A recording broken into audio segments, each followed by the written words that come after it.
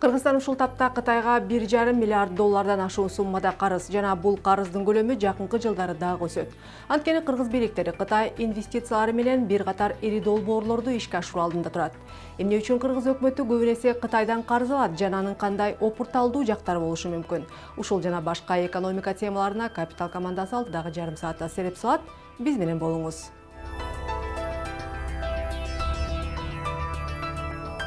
Март айынан баштап Бишкектин жолдорун оңдоо иштери кайра жанданмакчы. Жалпы узактыгы 95 километр жолду оңдоо Кытай Эл Республикасы жеңилдетилген шартта берген гранттын эсебинен ишке ашат.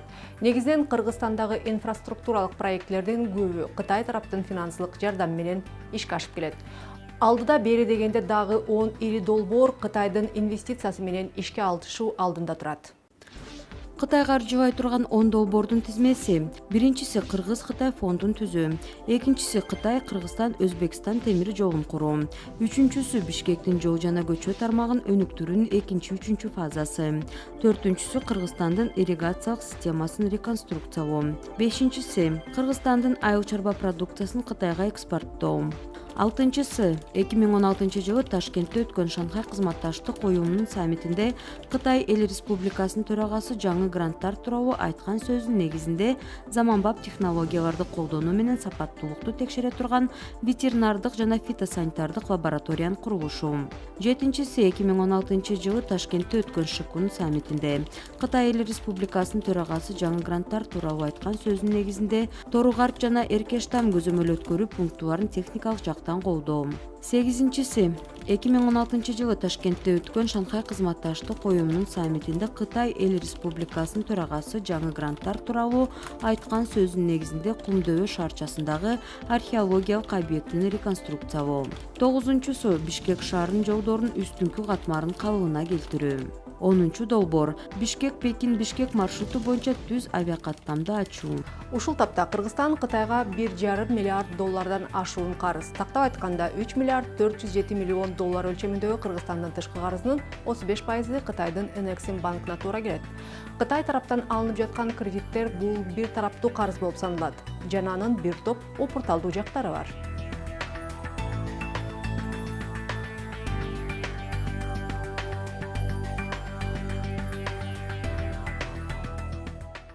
Буга чейин Кыргызстан көп партнерлордон кредит алчу, Всемирный банктан же IMF-тен.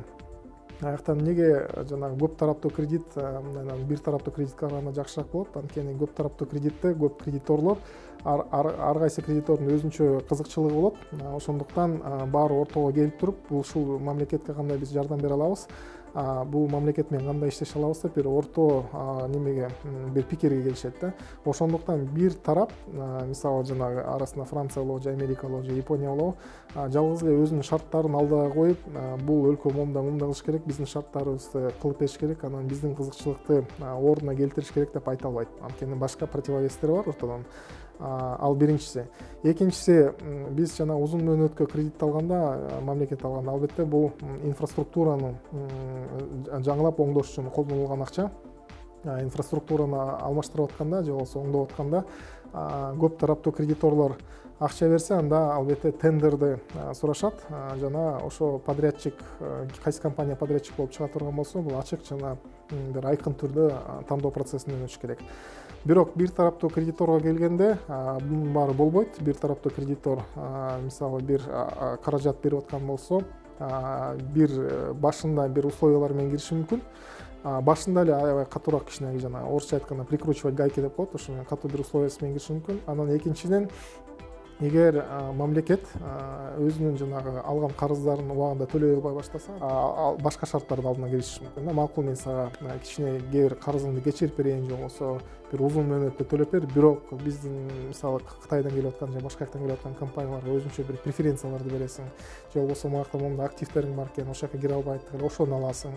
Трудовой жана иммиграционный законодательстводо момундай барьерлер бар экен, ошолорду алып бересиң, биздин эл жака келип дагы мындан иштегенге жакшыраак оңойлуу шарттар болсун деп. Кытайга келгенде болсо мындан дагы артык минустары бар. Мисалы жеке ишкер карыз алса, бул өзүнүн оборотум чоңойтойн, жанагы чистый прибылим чоңойсун деп карызга алат, ошо менен иштейт. А мамлекет карызга алганда мен байып кетейин деп эч качан албайт. Мамлекет карызга алганда биринчиден инфраструктуралык проекттерди жабайын деп алат, анан экинчиден болсо мультипликативный эффект болуш керек дейт да. Мисалы $1 карызга алса, ВВП 1 эмес, 1,5-2-3 долларга чейин көбөйүш керек да. Эгер ал эффект болбосо, анда алган карыз эффективдүү деп эсептелбейт.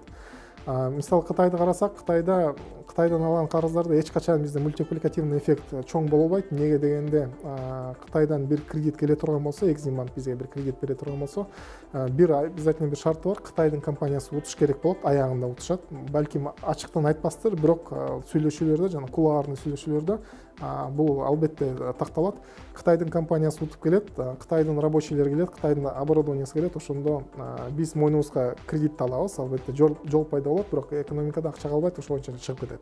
Анан узун мөөнөттө Кыргызстанга Кытайда азыр концентрация катуу болуп келатат. Бул аябай эле жакшы тенденция эмес. Карап көрсөк, бүтүн жолдордун баарын Кытайдын акчасына куруп атпырбыз. Жана стратегиялык жолдор шаарлар арасында.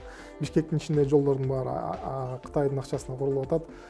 Электроэнергиянын баарын Кытайдын акчасына куруп атабыз. Мисалы, Датка кеминди алып көрсөк болот, же болбосо жана немеде түштүктө азыр курулуп аткан сеттерде бүт эле Кытайдын акчасына алып атабыз. Ушундайдан бара-бара бүт инфраструктурный проекттердин баарын Кытай менен келип келатып, азыр 30%-ден көбүрөөк болуп калыптыр. Эми бул узун мөөнөттө бизге бир коркунучтуу нерсе алып келет. Эмнеге дегенде, айткандай эле Кыргызстандын экономикасы ар дайым эле өсө бербейт, кээ бирде өйдө болот, кээ бирде ылдый болот. Ошол ылдый болгон убакыттарда Кытай келип бизге өзүнүн катуу шарттарын коюп башташы мүмкүн. Эгер мындай катуу шарттарды коюп баштаса, биринчиден биздин карызыбыз чоңоюп атат, экинчиден келген акча Кыргызстанда калбай эле чыгып кетип атат, үчүнчүдөн концентрация аябай катуу болуп атат, анан төртүнчүдөн Кытайга жалгыз эле жана экономикалык шарттарды же болбосо бир требованияларды ортого киргизбестен, Кытай уже геополитический требованияларды киргизип башташы мүмкүн.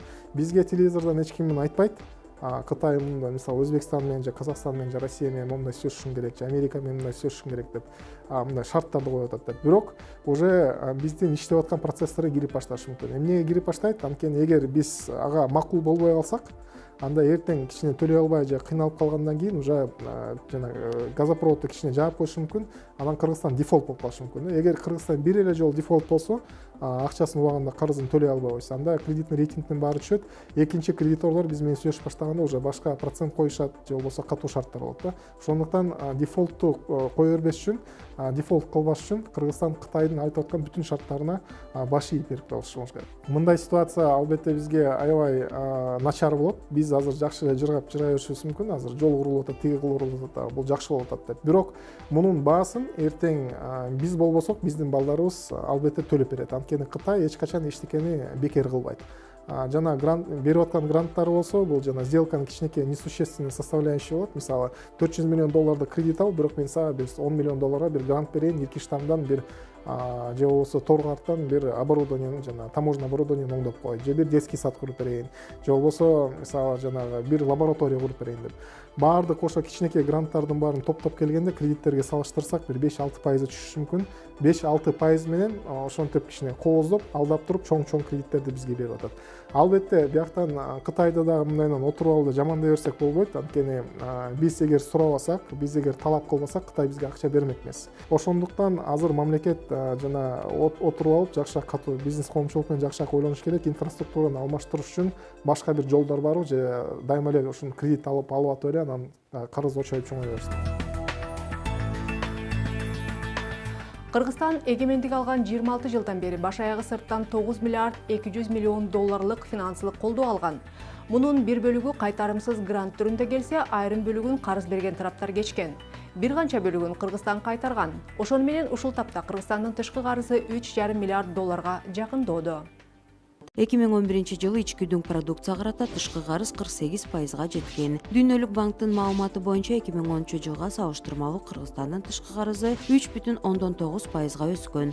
2011 жылы тышкы карызды тейлөөгө 4 миллиард 300 миллион сом каралган. 2012 жылы Кыргызстан жаңы карыздарды алып, мамлекеттин тышкы карызы 3 миллиард 107 миллион долларды түзгөн. 2012 жылы 792 миллион 800 миң долларды алуу үчүн 14 инвестициялык макулдашуулар күчүнө кирген. Алынган сумманын 121 миллион 700 миң доллары грант катары, ал эми 671 миллион 100 миң доллар кредит катары алынган. Алынган карыздар менен катар Кыргызстандын айрым береселери кечирилген. Мисалы, ошол эле жылдын октябрь айында Түркия 49 миллион 200 миң доллар карызды кечкен. Тышкы карызды төлөөгө 72 миллион доллардан ашуун каражат сарпталган.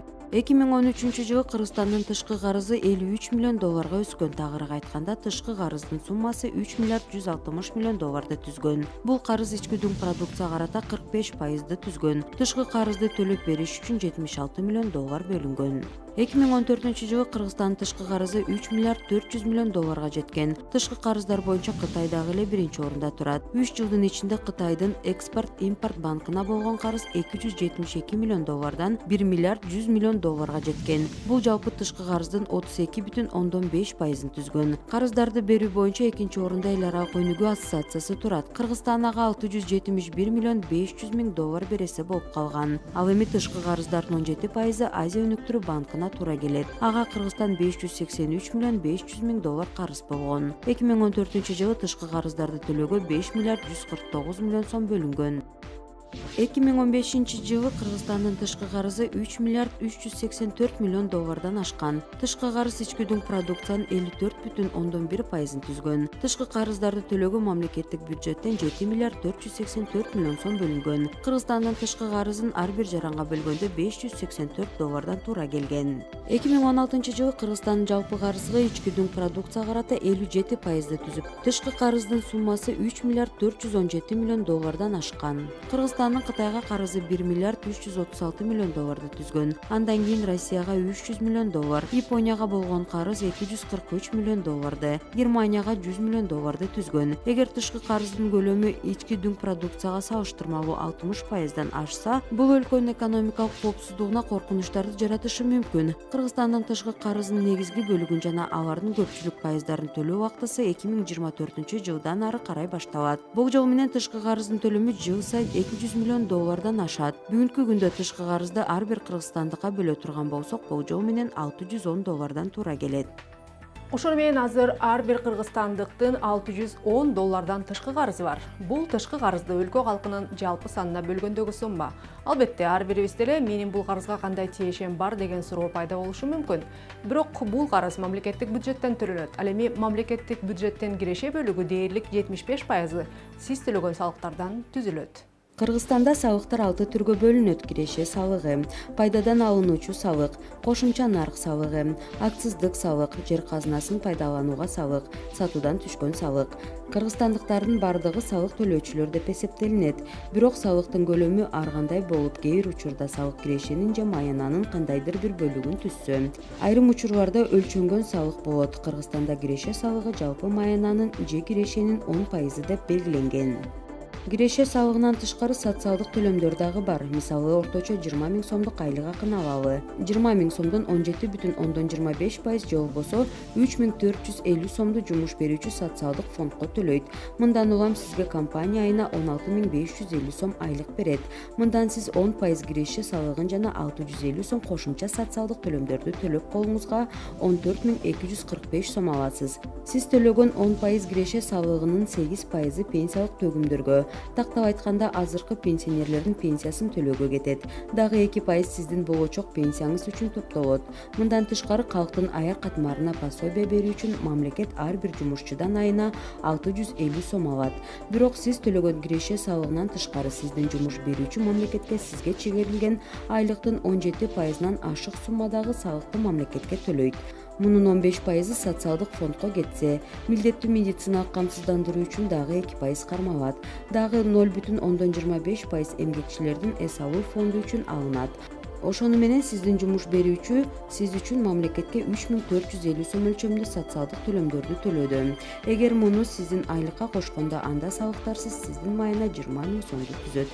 Демек жумушчу менен жумуш берүүчү биригип мамлекетке айлык акысын 30% ашыгын салык түрүндө төлөп келүүдө. Бирок салыктарды төлөө ушуну менен гана чектелип калбайт. Анткени түз салыктардан тышкары биз күнүгө кыйыр салыктарды төлөп жатабыз. Демек сиз кирешеге болгон 10% салыкты 16.550 сомдон эмес бардык чыгаша бар эсептелгенден кийинки суммадан салык төлөсөңүз болот. Мисалы төмөнкү чыгаша бар. Орточо бир айлык жол кире акысы 440 сом, орточо тамак ашка кете турган чыгым 5000 сом, коммуналдык тейлөөлөргө кете турган орточо чыгым 2500 сом, башка чыгашалар үчүн коротула турган орточо каражат 4000 сом. Демек сиз 10% түзгөн киреше салыгын колуңуздан актабай калган 2305 сомдон төлөөгө укуктуусуз. Бул салыктардын бардыгын жарандар билип-билбей эле төлөп келишет. Өнүккөн өлкөлөрдө салыктар эмне үчүн жана кандай суммада төлөнүп жаткандыгы ачык.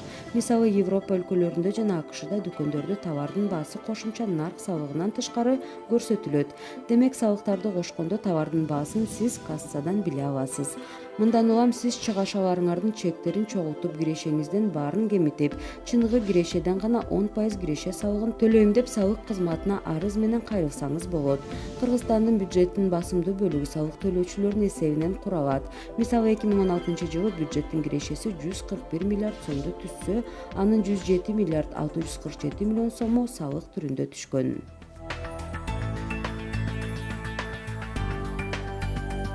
Экспорт демекчи азырынча ата мекендик компаниялар анча көңүл бурбаган, бирок тышкы рынокко чыгууда эле эмес, ЕСтин тактап айтканда ички рыноктогу өз продукциясын сатуу үчүн дагы тамак аш өндүрүүчүлөр үчүн эң маанилүү болгон бул өндүрүштө көзөмөл системасын орнотуу. Көзөмөл системасы деген эмне жана ал кантип башкарылат? Бул боюнча Капиталдын Герман эл аралык кызматташтык уюм менен биргеликте даярдаган материалында.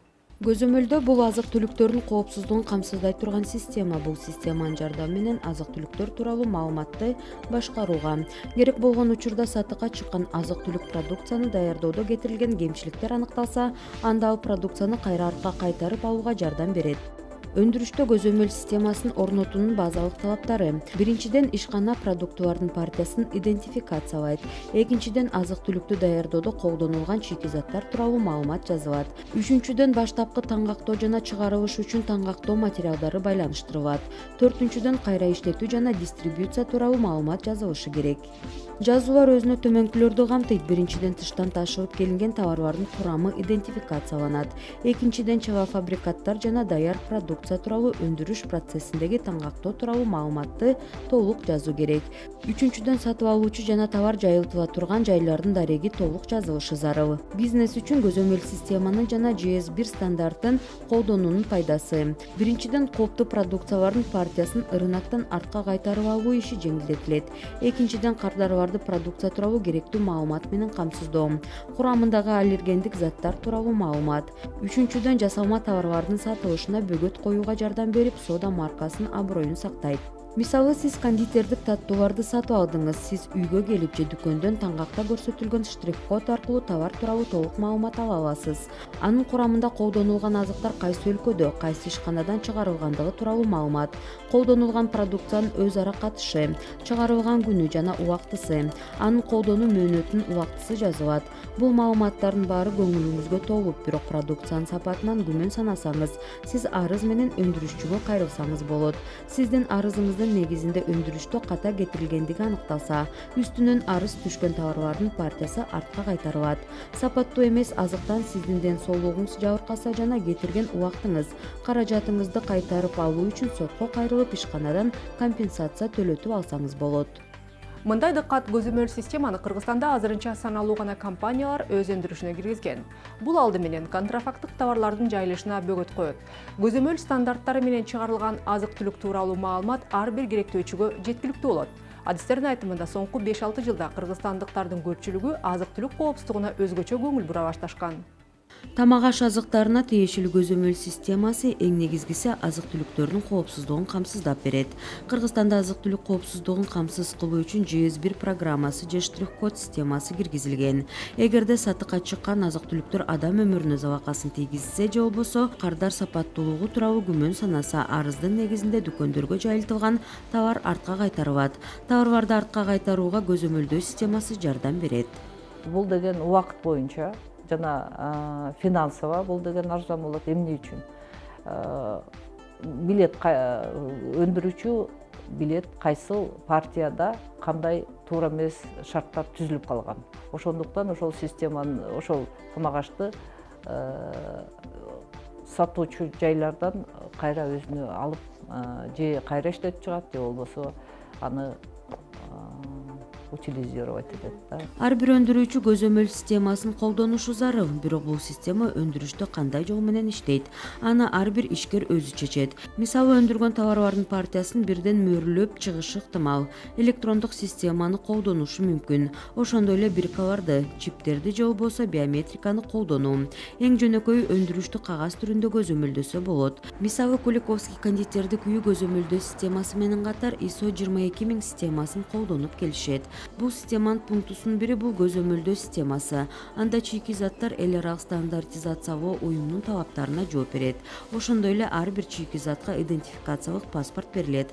Муну менен катар ар бир товарга штрих-код ыйгарылышы зарыл. После того, когда весь процесс закончится, любому продукту присваивается... Биздин компаниянын штрих-кодунда товардын чыгарылган күнү басылган. Торт саат канчада даярдалгандыгы дагы көрсөтүлгөн. Ошондой эле торту даярдаган жумушчулар тууралуу дагы маалымат алууга мүмкүн. Эгер кардарга бир нерсе жакпай калса же болбосо продукцияда азык-түлүк коопсуздугу бузулса, анда кардар бар продуктуну штрих-код менен артка кайтарышса деп суранат элек. Анткени штрих-коддун жардамы менен гана биз көзөмөл жүргүзө алабыз. Штрих-коддун жана көзөмөлдөөнүн негизинде биз колдонулган чийки заттар тууралуу документтерди көтөрүп чыга алабыз. Нам продукт вместе с этим штрих-кодом, чтобы мы могли провести эту прослеживаемость. Куликовский ишканасы эл аралык стандарттар менен иштеп келсе дагы өндүрүштө адам фактору кетирген катачылыктар катталган. Мындай учурларда көзөмөлдөө системасы колдонулуп, дүкөндөргө сатыкка чыгарылган товардын партиясы артка кайтарылган. Каждая компания не застрахована, мы стараемся... Ар бир ишкана товарларын артка кайтаруудан кепилденген эмес. Мына жакында эле биздин кардар зебра тортун сатып алган. Торту жасалгалоодогу колдонулган азыктарда аз көлөмдөгү кычкылдуулук аныкталган. Кардарыбыз бизге торту штрих-коду менен алып келген. Биз бул товарга көзөмөлдөө жүргүзүп, жыйынтыгында өндүрүштө ката кетирилгендигин моюнга алып, зебра тортунун бүтүндөй партиясы артка кайтарылган. И всю партию этой продукции мы отозвали из магазинов. Артка кайтарылган товарлар негизинен жок кылынышы керек. Көзөмөлдөө системасы өндүрүштө контрафакттык товарларды аныктоого жана салыктардын ачыктуулугун да камсыздайт. Тилекке каршы бүгүнкү күндө бардык эле өндүрүшчүлөр көзөмөлдөө системасын колдоно беришпейт. Демек аталган өндүрүштө чыгарылган товарлардын жана азык-түлүктөрдүн сапаты дайыма эле талаптарга жооп бере бербейт. Андыктан өндүрүшчүлөрдү бул система менен иштөөгө түртүү үчүн кардарлардын ролу чоң. Себеби азык-түлүктүн сапатына жана коопсуздугуна басым жасаган жарандар көзөмөлдөөдөн өтпөгөн товарларды сатып албай коюуга укуктуу. Буга кошумча экспортко чыгууну каалаган өндүрүшчүлөр көзөмөлдөө системасы менен иштеши керек. Анткени ЕАЭстин талаптарына ылайык товарлар көзөмөлдөн өтүшү зарыл. Көзөмөлдөө системасынын иштөө принциптери жана Кыргызстандагы азык-түлүк коопсуздугу кандай деңгээлде? Капиталдын бул боюнча суроолоруна Кыргызстандагы Европалык делегациясынын миссиясынын эксперти жооп берди.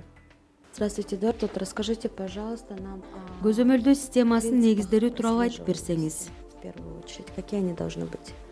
Здравствуйте. Мы говорим про прослеживаемость пищевой продукции. Основной принцип прослеживаемости пищевой продукции. Биз азык-түлүк коопсуздугу тууралуу кеп козгоп жатабыз. Азык-түлүк көзөмөлүнүн негизги принциптери бул циклды көзөмөлдөө дегенди түшүндүрөт. Демек көзөмөлдөө институту соода борборлорунда, дүкөндөрдө сатыкка коюлган мөөрлөнгөн продукцияны алып өндүрүшчүдөн бүтүндөй маалыматты ала алат. Бул продукциянын курамындагы чийки заттардын ар кандай кошулмалар тууралуу маалыматты алса болот. Ошондой эле бардык ташып келүүчүлөр тууралуу маалыматты идентификациялап бергиле дегенге укуктуу. Бул көзөмөлдүн негизги принциптери болуп саналат. Поставщиков, от которых они получили те или иные ингредиенты. Вот это основной принцип прослеживаемости. А как вообще должно проходить Маалыматтарды регистрация? каттоо жана То сактоо есть, жолдору кандай өтөт? хранение информации, точнее, да? Ну, регистрация происходит, да. При регистрации происходит... Каттоо жолу мекеменин өзүндө жүргүзүлөт. Каттоо үчүн жоопкерчилик өндүрүшчүнүн мойнунда. Андыктан ар бир ишканада каттоо журналдары болуш керек. Анда ташып келүүчүлөр тууралуу бүт маалыматтар, накладнойлордун номери, ушундай маалыматтар ар бир товарга жазылышы керек. Бул мекемедеги негизги каттоо системасы болуп саналат. Маалыматтар товардын сактоо убактысы аяктаганга чейин сакталышы керек. Это основная регистрация на предприятии. Көзөмөлдөн негизги принциптери тууралуу сөз кыла турган болсок, кандай принциптерди белгилеп кетет элеңиз? Я ответил бы основной. Один основной принцип – это шаг вперед и шаг назад. Көзөмөлдөн бир принциби бул бир кадам алдыга же бир кадам артка. Бул этап дыкаттык менен көзөмөлдөнүшү керек. Демек чийки заттар кайсы жактан келди жана кайсы жака жөнөтүлдү. Бир дагы маалымат көңүл сыртында калбай жазылышы абзел. Сырье. То есть все должно прописываться, да? Да, строго. А Нормативдик укуктук база тууралуу сөз кылсак, ким жана кандай жол менен көзөмөл жүргүзөт? Нормативно-правовая база, если мы говорим про Европейский Союз, да, как я представитель Европейского Союза. Эгер биз Европалык Союз тууралуу сөз кыла турган болсок, анда укуктук базанын көзөмөлдөнүшүндө бир нече регламенттер бар. Бул 2002 жылы кабыл алынган 178 жана 2004 жылы кабыл алынган 852 Европалык Союздун регламенти иштейт. Бул регламенттерде көзөмөлдөө процесстери кандай жүргүзүлүшү керектиги так көрсөтүлгөн. Кыргызстандын техникалык регламенти тууралуу сөз кыла турган болсок, көзөмөлдөө системасы бардык өндүрүш мекемелеринде иштеши керек деп көрсөтүлгөн. Представители правительства... Өкмөттүн өкүлдөрү Кыргызстандын ЕАЭСке кошулушун бул жеңилдиктер эмес, бул бизнес үчүн жаңы мүмкүнчүлүктөр деп айтышкан эле. Демек ЕАЭСтин негизинде жүргүзүлгөн көзөмөлдөө системасы өлкөнүн экономикасына кандай таасир берет? Ишкерлер үчүн кандай мүмкүнчүлүктөр ачылат? На тех же производителей какие возможности откроются, если работать по вот этой системе? Я бы сказал, эту систему не хотел бы выделять как одну систему. Мен бул системаны башка система кылып бөлгүм келбейт. Мен хасптын принциптери дагы кошкум келет, анткени алар эки параллелдүү система. Мен биздин өлкөнүн тажрыйбасындагы маалыматты айткым келет. Биз Европа Союзуна кошулуп жатканда биздин өлкөгө дагы көзөмөлдөө системасы киргизилиши керек деген талаптар коюлган. Жыйынтыгында майда ишканалардын баары жабылып, рынокто ири жана күчтүү мекемелер гана калган. Анткени кичинекей ишканалар көзөмөлдөө системасын киргизбей жабылып калууга мажбур болушкан. А вот через что вот ваша страна, да, вот прошла, кроме закрытия, то есть чтобы внедрить эту систему, вот какие-то, может быть... Демек биздин өндүрүшчүлөр жабылып калбаш үчүн кандай кеңештерди берет элеңиз? Вот что, чтобы удержаться на плаву, вот все-таки что нам надо делать? Мекемелер өзүнүн кызматкерлерин көзөмөлдөө принциптерине үйрөтүшү керек. Албетте биринчи баскычтарда чет жактан консультанттарды чакырышса болот. Алар өз кезегинде көзөмөлдөө системасын толук иштөө принциптерин түшүндүрүп беришет. Андан кийин ар бир мекеменин көзөмөлдөө системасын текшерип турган консультанты болушу керек. И все-таки вот наши представители власти, да, Кыргызстанда көзөмөл системасын жайылтуу үчүн чет жактан донорлорду тартуу керек деп өкмөт мүчөлөрү айтып келишкен. Негизинен көзөмөлдөө системасынын жардамы менен ЕАЭСтин рыногуна кандай жол менен чыгуу мүмкүн? Если мы говорим про систему компьютеризированную, да, есть различные системы со штрих-кодом, довольно-таки дорогое удовольствие. Да, в этом случае необходимо. Эгер биз компьютерлештирилген система тууралуу сөз кылсак, мисалы штрих-коддорду колдонуу иши бул ишкерлер үчүн өтө эле кымбат. Мындай учурларда албетте донордук жардамдар керектелет. Эгер биз кол менен толтурулуучу көзөмөлдөө системасын ала турган болсок, бул жерде бир гана кызматкерлерди окутуу системасы киргизилиши керек. Достаточно обучения. Обучение и еще раз обучение. Сам персонал должен обучаться, как это производить, все записи, как вести регистрацию, и в будущем само предприятие должно поддерживать свою систему. Сиздердин өлкөңүздүн тажрыйбасын ала турган болсок, көзөмөлдөө системасын жайылтууда кимдер жардам берди эле? Или все-таки вам тоже была оказана поддержка? Нет, предприятия сами изучались, обучались, проходили. Биз өзүбүздүн кемчиликтерди үйрөндүк десем болот. Өзүбүз эле ар кандай тренингтерди уюштуруп келчүбүз. Көзөмөлдөө системасынын жайылышына биринчи кезекте өндүрүшчү өзү кызыктар болушу керек. То есть он сам должен доказать происхождение тех или иных ингредиентов. А все-таки по вашему личному мнению... Сиздин жеке оюңуз боюнча Кыргызстанда азык-түлүк коопсуздугу кандай деңгээлде? В Кыргызстане, может быть, вы какие-то советы дали бы, да, чтобы улучшить эту систему?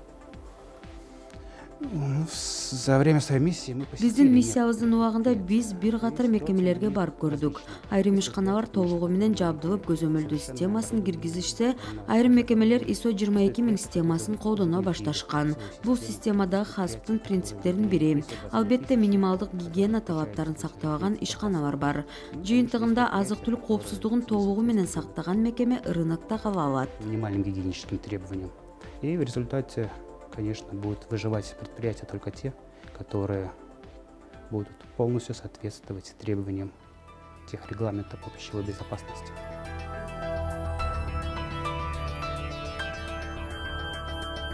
Бул өткөн аптанын экономикалык обзору болду. Капиталдын орусча чыгарылышы менен кесиптешим Айсулу Текинбаева 3-күнү ушул эле маалда тааныштырат.